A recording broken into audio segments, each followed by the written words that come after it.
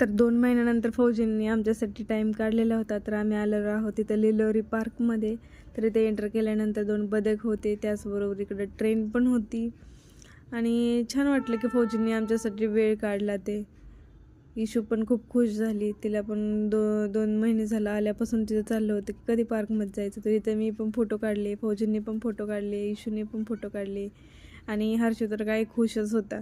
त्याला तर खूप छान वाटत होतं की बाहेर किती दिवसातून आल्यामुळं सारखं घरात त्याला कोंडल्याने वाटत होतं. तर इथं खूप छान असं स्टॅच्यू पण होता आणि फाउंटेन पण होतं. रात्री लाईट लागत होती तिथं. त्याच्यानंतर हा पण एक स्टॅच्यू होता आणि इशूला खेळायची होती घसरगुंडी. ती गेली तर खरं, चढली पण उतरताना नकोच म्हणत होती, रडत होती. तर मग कशी तरी तिच्या पप्पांनी उतरवली.